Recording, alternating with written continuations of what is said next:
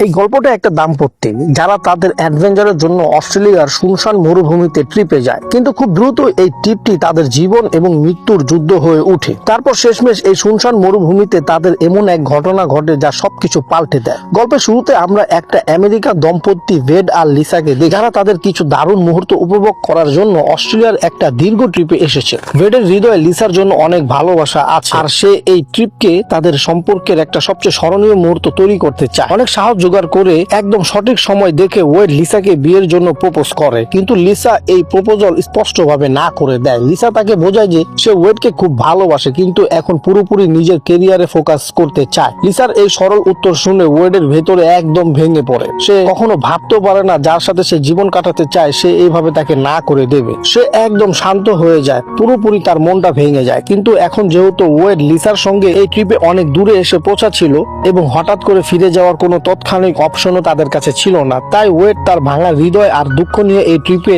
চালিয়ে যাওয়ার সিদ্ধান্ত নেয়। এরপর লিসা আর ওয়েড তাদের পরবর্তী যাত্রার একটি গাড়ি ভাড়া করে এবং অস্ট্রেলিয়ার সুন্দর রাস্তা দিয়ে ঘুরতে বেরিয়ে পড়ে। পথে ওয়েড বেশ অনেকটাই মন খারাপ থাকে এবং চুপচাপ গাড়ি চালিয়ে যায়। অনেকক্ষণ গাড়ি চালানোর পর যখন ওরা খুব সুন্দর একটা সমুদ্রে পৌঁছায়, তখন ওয়েডের এতটাই উদাস আর ভেজার দেখতে পেয়ে লিসার ভেতর থেকে অনেক খারাপ লাগতে থাকে। লিসা ওর কাছে যায় আর ওয়েডকে বলে, কেননা আমরা আমাদের পুরো সব ঝগড়া আর টেনশন ভুলে এই মুহূর্তটা, এই সুন্দর সমুদ্রটা শান্তিতে উপভোগ করি। ওয়েড ভিতর থেকে লিসাকে সুখী চেয়েছিল, তাই সে লিসার কথায় রাজি হয়ে যায়। তারপর তারা দুজনে ঠান্ডা আর নীল সমুদ্রের পানিতে সাঁতার কাটতে শুরু করে। কিন্তু এই সাঁতার কাটার সময় সমুদ্রের ভেতরে থাকা একটা ভয়ঙ্কর জেলিফিশ হঠাৎ ওয়েডের পায়ে সাথে লেগে যায় আর ঝট করে অনেক জোরে ঢমক মারতে থাকে, যার ফলে ওয়েড খুব বাজেভাবে জখম হয়। ডঙ্ক লাগার সঙ্গে সঙ্গে ওয়েড তার পায়ে একটা ভয়াবহ আর প্রচন্ড ব্যথা অনুভব করে, যার সঙ্গে সমুদ্রের পানি থেকে বেরিয়ে আসে। বাইরে এসে দেখে তার পায়ে লাল রঙের একটা গভীর দাগ পড়ে গেছে। কিন্তু একটু বিশ্রাম নেওয়ার পর যখন ওয়েডের সেই তীব্র ব্যথা কিছুটা কমে যায়, তখন সে পায়ের সেই জখমটা খুব সিরিয়াসলি নেয় না আর পুরোপুরি একদম পাত্তা দেয় না। পরে সকালে লিসা ওয়েডকে বলে, কেননা আমরা এমন একটা নতুন জায়গায় যাই যেখানের জন্য আগেই কোনো প্ল্যান করিনি। প্রথমে ওয়েড কোনো অপরিচিত আর নতুন জায়গায় যেতে একদম মানা করে, কারণ সে তার প্ল্যান অনুযায়ী চলতে চায় আর কোনো ঝুঁকি নিতে চায় না। কিন্তু লিসা বারবার ওয়েডকে অনুরোধ করে আর তাকে বোঝানোর চেষ্টা করে। তখন অবশেষে ওয়েড আর প্রেমের সামনে মাথা নিচু করে দেয় এবং নতুন যাত্রার জন্য রাজি হয়ে যায়। তখন ওয়েড তার জিপিএস এর সাহায্যে নিয়ে লিসার মাধ্যমে বতায়া সেই নতুন জায়গায় লোকেশন খুঁজে বের করে। তখন ও দেখায় অবাক হয়ে যায়, কারণ জায়গাটা তাদের বর্তমান অবস্থান থেকে প্রায় 32 ঘন্টা দূরত্ব ছিল। এটা অনেক লম্বা একটা যাত্রা হতে চলেছে, কিন্তু যেহেতু ওরা সিদ্ধান্ত নিয়েছে তাই পরের সকালেই তারা দুজনে তাদের গাড়ি নিয়ে সম্পূর্ণ উৎসাহের সঙ্গে এই নতুন জায়গার দিকে রওনা দেয়। কয়েক ঘন্টা দীর্ঘ যাত্রার পর তখন তারা অস্ট্রেলিয়ার একটা অনেক শুনশান আর মরুভূমির এলাকায় প্রবেশ করে। হঠাৎ করেই তাদের সেলফোনের নেটওয়ার্ক সম্পূর্ণ বন্ধ হয়ে যায়। সবদিকে শুধু লাল বালি, শুকনো ঝোপঝাড়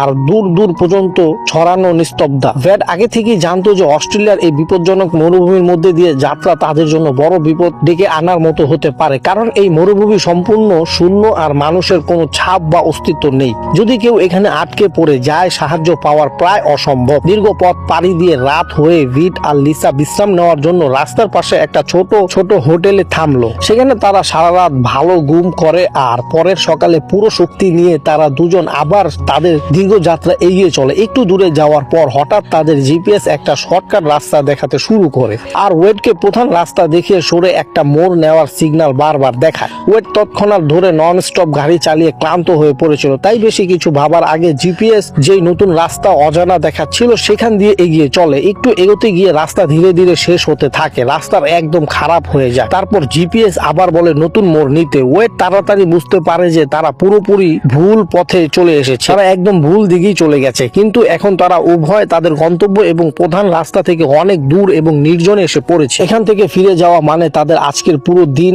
আর অনেক জ্বালানি বাঁচানোর সুযোগ নষ্ট হয়ে যাবে। ওয়েড আর লিসা অনেকক্ষণ এই নিয়ে আলোচনা করে, তারপর তারা ঠিক করে এই কাঁচা রাস্তা দিয়ে সামনে এগোবে। ওর আশা ছিল হয়তো একটু সামনে গিয়ে এই রাস্তা কোনো মেন রোড হাইওয়ের সাথে মিলবে। তারপর তারা দুজনে আবার ওই অজানা আর ঝুঁকিপূর্ণ রাস্তায় বেরিয়ে পড়ে। একটু সামনে এগোতে গিয়ে হঠাৎ জিপিএস বারবার ওকে ইউটার্ন দেখাতে বলে আর জিপিএস এর উপর অনেক রাগ হয়ে যায়। ঝাপটানো গাড়িটি ব্রেক করে থামিয়ে দেয়। সঙ্গে সঙ্গে গাড়ি থেকে নামে বাইরে এসে চারদিকে তাকালে খুবই হতাশ হয়। দুরন্ত পর্যন্ত কোনো পাবলিক স্পট, বাড়ি বা মানুষের কোনো ছাপই ছিল না। চারিদিকে শুধু বেহাল মাটি আর ভয়ঙ্কর নীরবতা ছিল। এখন তাদের সামনে আরেকটা বড় সমস্যা দাঁড়িয়েছিল। ভিডের গাড়ি জ্বালানি প্রায় শেষ হয়ে আসছিল। তাই যদি ভিড এখন বাকি থাকা সামান্য জ্বালানি দিয়ে গাড়িটা সঠিক দিকেই না চালায় তাহলে তারা দুজনই অস্ট্রেলিয়ার এই বিশাল মরুভূমিতে চিরতরে আটকে যাবে। তাই ভিড সামনে দেখা একদম উঁচু একটা পাহাড়ে উঠে আশেপাশের এলাকা দেখতে চায়, যাতে করে যদি আশেপাশে যদি কোনো পাবলিক স্পট বা রাস্তা থাকে স্পষ্টভাবে উপরে থেকে বোঝা যায়। এরপর ওয়েড লিসাকে নিয়ে সেই উঁচু পাহাড়ের দিকে পায়ে হেঁটে বেরিয়ে পড়ে। ওয়েড দূর থেকে দেখছিল যে লিসার সাথে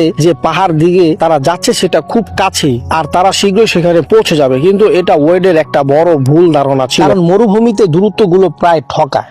সেই পাহাড় ওয়েড আর লিসার থেকে অনেক দূরে ছিল। সেই পাহাড় পর্যন্ত পায়ে হেঁটে পৌঁছাতে তাদের পুরো বিকেল কেটে যায় এবং সূর্য অস্ত যাওয়ার পথে চলে আসে। উপর থেকে দেখলো তারা দূর দূর পর্যন্ত কোনো রাস্তা বা বসতি দেখাচ্ছিল না। হতাশ হয়ে তারা দুজনে আবার তাদের গাড়ির দিকে নামতে শুরু করলো, কারণ এই নির্জন মরুভূমির এলাকায় রাতে বাইরে থাকা খুবই ঝুঁকিপূর্ণ হতে পারে। এখানে নানা ধরনের বিষাক্ত প্রাণী আর বন্য প্রাণী ঘুরে বেড়ায়। ভিড আর লিসা পাহাড় থেকে নামতে নামতে পুরো অন্ধকার ঢুকে পড়লো। চারিদিকে ঘন কালো নেমে এসেছে। এরপর তারা দুজনে সেই ঘন অন্ধকারের গাড়ি খুঁজতে লাগলো, কিন্তু অনেকক্ষণ ধরে চারদিকে যত চেষ্টা করুক না কেন তারা তাদের গাড়িটি কোথাও খুঁজে পাচ্ছে না। আসলে চারদিকে এরকমই অন্ধকার আর মরুভূমির কারণে ওয়েড আর লিসা পুরোপুরি পথ ভুলে যায়। যেখানে তারা গাড়িটা রেখেছিল, রাত যত গাঢ় হতে থাকে ততই মরুভূমি জমে যাওয়া ঠান্ডা আর দ্রুত বাড়তে থাকে। তাই তারা দুজনই হাল ছেড়ে এক জায়গায় থেমে আর রাত কাটানোর সিদ্ধান্ত নেয়। ঠান্ডা থেকে বাঁচাতে একে অপরকে গুটিয়ে ঘুমিয়ে পড়ে। পরে সকাল যখন সূর্য রশ্মি ওয়েডের মুখে পড়ে এবং সে উঠে, তখন সে দেখে পায়ে যেখানে সেই জলফিশে ঠুকেছিল সেই জায়গায় ক্ষত হয়ে বিশাল এক ধরনের সংক্রমণের কারণ অনেক বেশি বেড়ে গেছে। এই সংক্রমণের কারণে ওয়েডের হাঁটতে প্রচন্ড ব্যথা হয়, কিন্তু সে জানতো যদি তারা এখানে আটকে থাকে তার জীবন বিপন্ন হয়ে পড়বে। তাই সে যেভাবেই হোক সেই ভয়ঙ্কর ব্যথা সহ্য করে তারা দুজনে আবার তাদের গাড়ি খুঁজতে পায়ে হেঁটে বেরিয়ে পড়ে। সারাদিন ঝলমলে রোদ, গরম বালুতে তাদের গাড়ি খুঁজতে থাকে, কিন্তু দুর্ভাগ্যক্রমে তারা সারাদিন কষ্ট করার পরও তারা গাড়িটি খুঁজে পায় না। আর চোখের সামনে সন্ধ্যা হয়ে আসে। ভিড আর লিসা আজ পুরো দিন কিছু খায়নি, পানিও এক ফোঁটা পান করেনি। তাই ভয়ঙ্কর গরম আর পিপাসার কারণে তাদের অবস্থা খুব দ্রুত খারাপ হতে শুরু করে। রাত হলে ভিড আর লিসা একটা নিরাপদ জায়গা দেখে ঠিক করে সেখানেই জমিনে শুয়ে রাত কাটাবে। ক্লান্তির কারণে তাদের খুব তাড়াতাড়ি ঘুম লাগে, কিন্তু যখন লিসা গভীর ঘুমে থাকে তখনই এই মরুভূমিতে একটা খুবই বিপজ্জনক এবং বিষাক্ত বিচ্ছু ওকে কামড় মারে। সবচেয়ে আশ্চর্যের ব্যাপার হলো গভীর ঘুম আর ক্লান্তির কারণে লিসা এই কামড়ের কোনো অনুভূতি পায় না আর সে ঘুমিয়ে থাকে। পরে সকালে যখন ওয়েডের ঘুম উঠে সে সব সময় মতো লিসাকে জাগানোর চেষ্টা করে, কিন্তু অনেকক্ষণ ধরে ঢাকতে আর ঝাঁকতে থাকা সত্ত্বেও লিসা তার ঘুম থেকে উঠে না। তখন ওয়েড একটু কাছে গিয়ে মনোযোগ দিয়ে লিসার মুখটা দেখে সে তো হঠাৎ চমকে উঠে। বুঝতে পারে লিসার ঠোঁট পুরোপুরি নীল এবং কালো হয়ে গেছে আর লিসা তখন একেবারে গভীর অচেতন অবস্থায় রয়েছে। লিসার এই ভয়ঙ্কর অবস্থা দেখে ওয়েড ভিতর থেকে পুরোপুরি ভয় পেয়ে যায়। বুঝতে পারে না হঠাৎ এক রাতের মধ্যে লিসার কি হয়েছে, কিন্তু সে হাল ছাড়ে না। লিসাকে কাঁধে তুলে যে কোনো ভাবে গাড়ি খুঁজতে বের হওয়ার চেষ্টা করে। যদিও ওয়েডের পায়ের জখমটা এখন অনেক বড় হয়ে গেছে আর সংক্রমণের কারণে সে আগের থেকে অনেক বেশি যন্ত্রণায় আছে, কিন্তু সে নিজে গত 2 দিন থেকে কিছুই খায়নি, এক ফোঁটা পানিও পান করেনি। তার বাকি থাকা শক্তিও এখন শেষ হয়ে গেছে। তাই সে এবার তাড়াতাড়ি অসুস্থ হয়ে লিসার সাথে গরম বালির উপরেই নিচে পড়ে যায়। কিছুক্ষণ পর যখন আকাশ থেকে একটা প্লেনের জোরালো শব্দ ওয়েডের উপর আসে, সেই শব্দ ওয়েডে হঠাৎ করে ঘুম থেকে জেগে উঠে ওয়েডের নিজের সব শক্তি দিয়ে উঠে দাঁড়ায় এবং আকাশে উড়াতে থাকা ওই প্লেনের দিকে হাত নাড়িয়ে তাদের সাহায্য চাওয়ার চেষ্টা করে। সে জোরে জোরে চিৎকার করে, কিন্তু ওই প্লেনটা অনেক উঁচু ছিল আর পাইলট নিচে মরুভূমিতে পড়ে থাকা ওয়েডকে দেখতে পাচ্ছে না। নিজের চোখের সামনে নিজের শেষ আশা এমন ভাবে হারাতে দেখে ওয়েড খুবই দুঃখ পায় আর কাঁদতে শুরু করে। তারপর ওয়েড চারপাশে পড়ে থাকা ছোট ছোট কালো পাথরগুলো একত্র করা শুরু করে। সে ওই পাথরগুলো দিয়ে মরুভূমির বালুতে একটা বড় SOS লিখে দেয়, যেন পরের বার যখন আকাশ থেকে কোনো হেলিকপ্টার বা প্লেন যাবে তারা সহজেই এই SOS চিহ্নটি দেখে থেমে যায় এবং ওয়েড আর লিসাকে যত দ্রুত সম্ভব উদ্ধার করে নেয়। 2 দিন খাবার আর পানি না খাওয়ার কারণে ওয়েডের অবস্থা এখন অনেক খারাপ হয়ে গেছে। আর পুরো শরীর ডিহাইড্রেট হয়ে গেছে আর সে খুব বেশি পিপাসায় পাচ্ছে। বাঁচার আর কোনো উপায় না দেখে সে নিজের প্রস্রাব খাওয়ার সিদ্ধান্ত নেয়, যেন কোনোভাবে এই শুকনো মরুভূমিতে কিছু আরো বাঁচতে পারে। তারপর ওয়েড আর প্রস্রাব জমা করার জন্য কোনো খালি বোতল বা জিনিস খুঁজতে বের হয়। কিন্তু যাওয়ার আগে সে তার পিছনে বালুতে পাথর দিয়ে চিহ্ন তৈরি করে যায়, যেন রাস্তায় হারিয়ে যাওয়ার বদলে সহজেই লিসাকে খুঁজতে পারে। ওয়েড সেখান থেকে যাওয়ার কয়েক মুহূর্তই পর লিসা তার অচেতন থেকে বেরিয়ে আসে এবং তার মনে হয়, কিন্তু যখন সে উঠার চেষ্টা করে তখন জানতে পারে সেই বিষাক্ত বিচ্ছুর কামড়ের কারণে তার এক হাত পুরোপুরি কাজ করা বন্ধ করে দিয়েছে। এই অবস্থায় দেখে সে খুব ভয় পায় এবং দুশ্চিন্তায় পড়ে যায়। অন্যদিকে অনেকক্ষণ মরুভূমিতে খোঁজাখুঁজি করার পর অবশেষে ওয়েড তার সেই ব্যাগ পেয়ে যায়, আর সে প্রথম দিন কোথাও ভুলে গিয়েছিল ওই ব্যাগ সে একটি খালি পানির বোতল পেয়ে যায়। তারপর সে ওই বোতলে নিজের প্রস্রাব জমিয়ে কিছু ভাবার আগেই তা পান করে, যাতে অন্তত এই প্রাণঘাতী মরুভূমিতে একটু বেশি সময় বাঁচতে পারে। তারপর আমরা লিসাকে দেখি, যিনি হুশে এলে ওয়েডকে জোরে জোরে ডাকছিল। কিছুক্ষণ পর সন্ধ্যা নেমে আসে এবং লিসা দূর থেকে ভয়ঙ্কর নেকড়ের চিৎকার ভয়ানক আওয়াজ শুনতে পায়। সেই আওয়াজ শুনে লিসা পুরোপুরি ভয়ে কাঁপতে থাকে এবং নিজেকে জীবন বাঁচাতে সেখান থেকে উঠে এগিয়ে চলে। যেখানে ওয়েড তাকে নিরাপদ রেখেছিল সেখান থেকে সে চলে গেল। যখন ওয়েড তার ব্যাগ নিয়ে ফিরে আসে তখন তাকে সেই জায়গায় পৌঁছাতে পুরো রাত লেগে যায়। আর যখন সেই জায়গায় পৌঁছায় সেখানে সেই লিসাকে অজ্ঞান অবস্থায় রেখে গিয়েছিল, তখন সেখানে লিসাকে না পেয়ে ওয়েড পুরোপুরি দুশ্চিন্তায় পড়ে যায়। সে ঘুমরা হয়ে পড়ে, জোরে জোরে চিৎকার করে এবং লিসার নাম ডেকে উঠে এবং তাকে চারদিকে খুঁজতে থাকে। লিসা এখনো বেশি দূরে যায়নি, সেই জায়গায় আছে। তাই সে ওয়েডের তীব্র আওয়াজ শুনতে পায়, কিন্তু রাতের ঘন অন্ধকারের কারণে সে কিছুই বুঝতে পারে না। ওয়েড অনেকক্ষণ ধরে ডাক দিচ্ছিল, পুরো আওয়াজ দিচ্ছিল। এখন ওয়েড আর লিসা দুজনই একে অপরের কণ্ঠ শুনে সেই ঘন অন্ধকারে একে অন্যকে খুঁজতে শুরু করে, কিন্তু অনেকক্ষণ চেষ্টা করার পরও অন্ধকারের কারণে তারা একে অপরকে খুঁজে পায় না।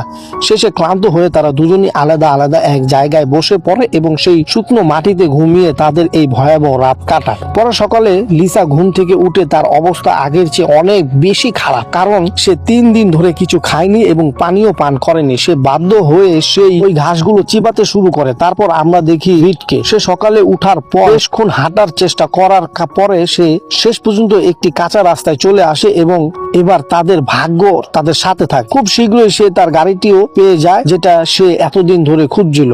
গাড়িটি দেখে ভিড়ের চোখে একটি ঝিলিক ওঠে। গাড়ি পাওয়ার পর কোনো লাভ হয় না, কারণ গাড়ির ভেতরে পানির জন্য কিছু ছিল না, না খাওয়ার জন্য কিছু খাবার বাকি ছিল। আর সবচেয়ে খারাপ ব্যাপার ছিল, ভিড় প্রথম দিন গাড়ি থেকে যাওয়ার সময় জলদি করে গাড়ির ভেতরে লাইট ঝালিয়ে রেখে চলে গিয়েছিল, যার কারণে গাড়ি পুরোপুরি ব্যাটারি একেবারে শেষ হয়ে গিয়েছে। আর এখন এই গাড়ি কোনো অবস্থায় স্টার্ট হবে না। এখান থেকে বাঁচার কোনো উপায় ছিল না। ওয়েড একদম ভেঙে পড়ে, কিন্তু ওর লিসার প্রাণ বাঁচাতে হবে। তাই ওয়েড গাড়ির বুটেন খুলে সে একটু ফুয়েল খাওয়ার সিদ্ধান্ত নেয়। সে ভাবতে থাকে এই ফুয়েল খেয়ে সে নিজের ইউরিন সংগ্রহ করতে পারবে আর সেটা লিসাকে দিতে পারবে, যাতে অন্তত লিসা তৃষ্ণায় মারা না যায় আর বেঁচে থাকতে পারে। তারপর সে তৎক্ষণাৎ একটা খালি বোতল নিয়ে লিসাকে খুঁজতে আবার বেরিয়ে পড়ে। এখন দেখতে দেখতে আবার সন্ধ্যা নামতে থাকে এবং রাত হয়ে যায়, কিন্তু ওয়েড লিসাকে কোথাও খুঁজে পায় না। এরপর আমরা দেখি ওয়েডকে, যার পেটে বিষাক্ত ভাইপার ফ্লাই খাওয়ার কারণে ভয়ানক ব্যথা শুরু হয়, আর সে ব্যথায় কাতর হয়ে বালিতে আগুন জ্বলে শুয়ে পড়ে। পরে সকালে লিসা এই মরুভূমির শুকনো ঘাস আর ঝোপঝাড় নিজের পেট ভরানোর চেষ্টা করে, কিন্তু ব্যর্থ হয়। আর 4 দিন ধরে পানিও নেই। পানি শূন্যতায় আর ভয়াবহ গরমের কারণে লিসার দেহে খুব বেশি পানি কমে যায়। তার মাথা ঘুরতে শুরু করে আর সে পুরোপুরি খুঁটে একটা জায়গায় বালুর উপর শুয়ে পড়ে। লিসা ভাবতে থাকে এবার তার মৃত্যু নিশ্চিত, আর কেউ তাকে বাঁচাতে পারবে না। ঠিক তখনই তার চোখে পড়ে বালুর উপর একটা কর্টের থাকার রেখা। সেটাতে সেই রেখা ছিল যা ওয়েড তাকে খুঁজে টেনে দিয়েছিল। সেই রেখা দেখে লিসার মধ্যে বাঁচার একটা শেষ আশা জাগে। সে তার অবশিষ্ট সাহস জোগাড় করে অনেক কষ্ট করে হেঁটে হেঁটে সেই লাইনে ধরা অনুসরণ করতে থাকে। অনেকক্ষণ কঠোর চেষ্টা করার পর, যন্ত্রণা সহ্য করার পর অবশেষে লিসা সেই লাইনের সাহায্যে ওয়েডের কাছে পৌঁছে যায়। কিন্তু ওয়েডের অবস্থা তখন পুরোপুরি নাজুক হয়েছিল। তার মুখ থেকে লেগেই রক্ত বের হচ্ছিল, কারণ ফ্লুইড খাওয়ার পর তার ভেতরে খুব যন্ত্রণা হচ্ছিল। ওয়েডের এই যন্ত্রণাদায়ক অবস্থা দেখে লিসা খুব জোরে জোরে কাঁদতে থাকে আর অনেক দুঃখ পায়। সে তার এই সিদ্ধান্ত নিয়ে খুবই আফসোস করতে থাকে, কেন এই জিদ ধরে নতুন আর অপরিচিত জায়গায় এসেছে। যদি সে জিদ না করত, আজ তারা দুজনে এই বিপদে পড়তো না। কিছুক্ষণ পর বিষ এবং সংক্রমণ পুরোপুরি ছড়িয়ে পড়ার কারণে ওয়েডের বেদনাদায়ক মৃত্যু ঘটে। ওয়েডের মৃত্যু দেখে লিসা খুব খারাপ ভাবে ভেঙে পড়ে। পুরো একদিন ওয়েডের মৃতদেহের পাশে বসে শোক করে। পরের দিন লিসা নিজের মধ্যে ওয়েডের জন্য বাঁচার সাহস জাগায় এবং যেভাবে হোক দুর্বল শরীর নিয়ে কিছুক্ষণ হাঁটার পর অবশেষে সে ওই কাঁচা রাস্তায় আর গাড়ির কাছে পৌঁছে যায়। পরের সকালে যখন লিসা চোখ খুলতেই ও ঝাপসা ঝাপসা দেখতে পায় সামনে ওয়েড দাঁড়িয়ে আছে আর পানি খাওয়াচ্ছে। কিন্তু এটা সব লিসার চোখ আর মস্তিষ্কের একটা ভ্রান্তি ছিল। চোখ ঠিকমতো খোলার পর ও দেখে ওয়েড নয় বরং অস্ট্রেলিয়ার এক রেঞ্জার, যা আসলে আকাশ থেকে ওয়েড পাথর দিয়ে লিখে সে বড় SOS চিহ্নটা দেখেছে। তাদের সাহায্য আসছে। অবশেষে লিসাকে সেখান থেকে উদ্ধার করা হয় এবং তাকে দ্রুত হাসপাতালে নিয়ে যাওয়া হয়। এইভাবেই ভির নিজের জীবন উৎসর্গ করে লিসাকে সাহায্য করে, জীবন বাঁচিয়ে ফেলে। আর এটা একদম সত্য ঘটনা। আর এখানেই গল্পটা শেষ হয়। বন্ধুরা, এমন আরো গল্পের জন্য অবশ্যই আমাদের চ্যানেলটি সাবস্ক্রাইব করে রাখবেন। দেখা হবে নতুন কোনো দিনে নতুন একটি গল্প নিয়ে। তো আজকের মতো এতটুকুই। ভিডিওটি ভালো লাগলে লাইক করে দিবেন। আল্লাহ হাফেজ।